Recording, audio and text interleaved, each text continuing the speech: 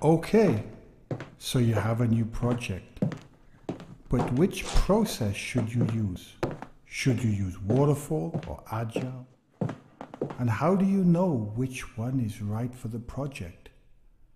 Is there an easy way to know without needing to spend hours reading books or researching it?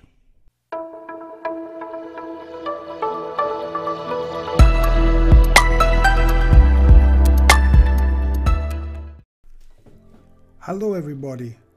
So a question that I often ask myself is, why use Agile? I mean, what's this kind of a force to use Agile versus other processes, or SCRUM should I say, which are frameworks from Agile?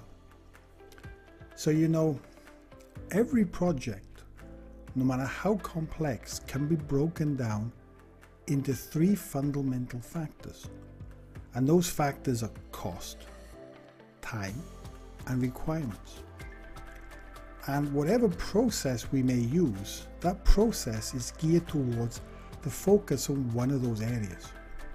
And when we think about a project and using a process, a specific type of project is better fitted to a process depending upon which area is most affected on either the cost, the timing, or the requirements. So maybe I'm not making myself fully clear right now, but let's use an example from what I mean. Let's say now we're going to do an experiment. We're going to make a skyscraper. We're going to make a skyscraper using SCRUM. So let's pay attention now to our cost of our project, okay? So now with Agile, we can start off with just parts of the requirements. We can get our backlog, we can get going, we can get started. We're going to have a self-organizing team. So although we'll have people like the architect, the builder, the plumber, the electrician, we're going to let them self-organize. And so perhaps inside of the team, the plumber fancies a go at doing some of the architecture. The electrician might feel like having a go at doing some of the plumbing. The architect might feel like making the coffee. So off we go. And so they start with their building. Now they want to make it incremental. So they have the idea they're going to make one floor at a time and put a roof on it. Okay. So they haven't yet got all the planning permission, but they're going to go ahead and they're going to start the build. Now already the cost is going up because they're going to put a roof on the top, which they're going to knock down when they get to the second floor. Now they've got 3 floors up, put a roof on it, it's a building. Then the planning permission says, well, actually guys, we never gave you that permission there. It was still in draft. You got to move it down by 100 meters. They're going to knock the building down and start again. So the cost at this stage is skyrocketing. Also, they're very far behind schedule, but the cost is a big impact. Can you imagine the price of doing something like that?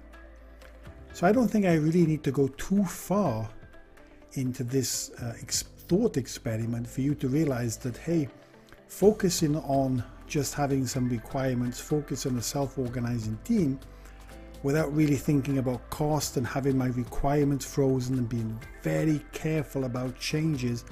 This is not the type of process for me when building a house. I don't want an incremental house with 1 floor and a roof and knocking it down. It doesn't work for me. Let's take another example, again in the opposite direction. Let's imagine you're a software house and you want to go with a very strict waterfall, approval-driven process. So there you are, you're writing your software and you realize you want to change a 0 to a 1 in your software. So you want to try and change it, but you can't. The system says you need approval. So you go in there, you ask for approval, and they say, well, actually, we can't give you this automatically. You need to go in front of a board, a review board. So you get your plane tickets, you order your taxi, you rush to the airport, and you get on your plane.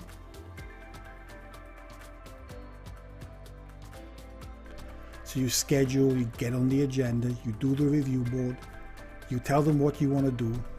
Review board doesn't understand it. They say, hey, you haven't filled in a 1-pager that explains all the software. But you say, hey, I'm just trying to change a 0 to a 1. But if we're going to approve it, we need to understand it. Therefore, please go away, give a better explanation and come back. So you go away, you schedule another meeting, and the review board has 10 people, so it takes time before they all come together again. You get on their agenda, you explain to them again, they get it, they understand it, but then they say, well, actually, we can't approve this. This works on a different area. You have to go to another approval board. We can approve some of it, but you need to go somewhere else. And you repeat the process again. Now again, you can clearly see that this doesn't make a lot of sense to have a very rigid formal approval process with many layers of people for software that you can change quickly with low impact, which you can also test relatively quickly.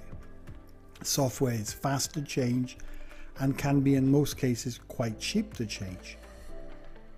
Therefore, you want a process that really capitalizes on that. Also, customers tend to change their mind a lot.